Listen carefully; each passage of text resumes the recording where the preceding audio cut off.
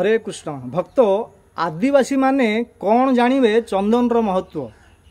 मु गोटे जगह को जाइथिली बुलिया पई से जगार किसी आदिवासी माने चंदन काठ को हाणिक आणुचंदी आ से चंदन काठरे रोषे करुचंती से मानकर जो ईंधन जो काठ जो जालिया पई चंदन काठरे तांके रोषे करुचंती कहीं तांके आदिवासी किसी जानी पारु नाहांती।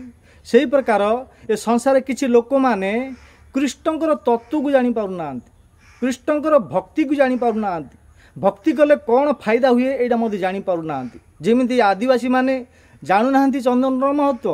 चंदन केते महत्व। चंदन होची शुभर प्रतीक। चंदन को पूजा करा जाए आ चंदन यात्रा रे भगवान को पूरा शरीर को लेपन करा जाए। ए चंदन रो महत्व चंदन केते रेट हाँ आदिवासी माने जानी पारु नाहांती। से प्रकार ए कृष्ण आसचंती संसार को लीला करुचंती परंतु अभक्त माने अज्ञानी लोक माने भौतिकवादी माने जानी पाउ नाहांती और उपहास करुचंती। भगवत गीता रे स्वयं निजे कहिचंती कृष्ण अबुजानंती माम मुड़ा मानुषम तनुमाश्रितम परम भाव अजानंत मम भूत महेश्वरम। मु जत आसुची मोर तत्व को ए साधारण लोक माने मोर तत्व को जानी पाउ नाहांती और उपहास करुचंती। धन्यवाद। हरे कृष्ण।